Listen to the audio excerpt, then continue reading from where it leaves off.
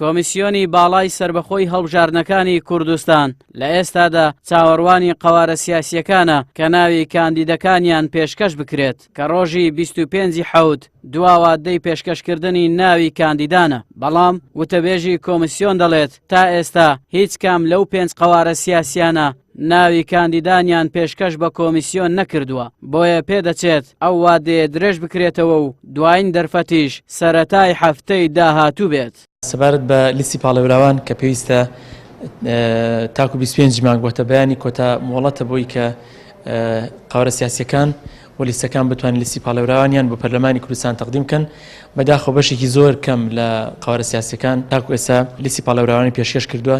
هیچ یەک لەو قەوارە سیاسیانە لە 5 قەوارە سیاسیانە و لە قەوارەکانی تریش لیستی پاڵەوراوانیان پێشکەش نەکردووە و ئێمە لە کۆبنەوەی دوێنێشدا باسمان کرد لەگەڵ حیزبە سیاسیەکان داوامان کرد بە زووترین کات لیستی پاڵەوراوان پێشکەشکەن. بڕیاردەری ئەنجومەنی سەرکردایەتی کۆمەڵی ئیسلامیش ڕای دەگەێنێت لیستێکی تۆکمەی کاندیدانیان ئامادە کردوون و لە کاتی یاساییدا ناوەکانیان پێشکەشی کۆمیسیۆن دەکەن.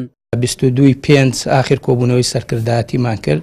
لە کۆبوونەوەی سەرکردایەتیش تەکیدمان لەسەرەوە کردەوە کە وەکو کۆمەڵ بەشداریەکی گەرم لە هەڵبژاردننی ئەم جارەدا دەکەین. بۆ ئەم بەشداریەش کۆمەڵێک کار و چالاکیمان ئەنجام داوە. بۆ نمونە لیستێکی فراوانمان ئامادە کردووە لە کۆمەڵێک کاندیدی بەهێز و ناسرا و دیار پێک هاتووە لە کاتی خۆی ئەو لیستە پێشکەش دەکەین کە مای متمانەی خەڵک دەبێ بە پشتیوانی خوای گەورە. کۆمەڵێک چاودێری باشمان ئامادە کردووە بۆ ئەوەی زۆر بە باشی چاودێری چڕوپڕی دەنگەکان و پرۆسی هەڵبژاردن بکەین. لە هەمان کاتدا ینی چەندان خولمان تا ئێستا کردوونەتەوە بۆ ئەوەی وعی بە کادیرانی خۆمان ببەخشین لە ڕێگای کەناڵیشەوە تەوعیە خەڵک دەکەین کە خەڵک بەشداری لە هەڵبژاردن بکا بە شێوەیەکی گەرم و گڕ.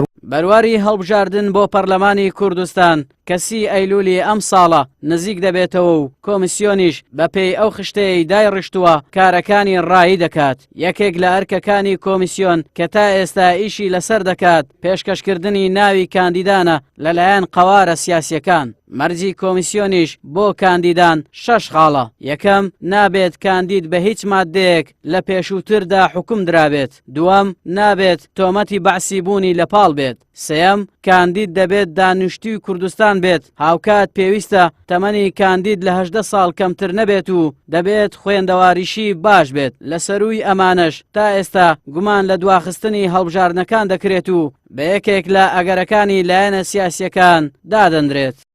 ئاراس عەزیز، کەناڵی پێام، هەولێر.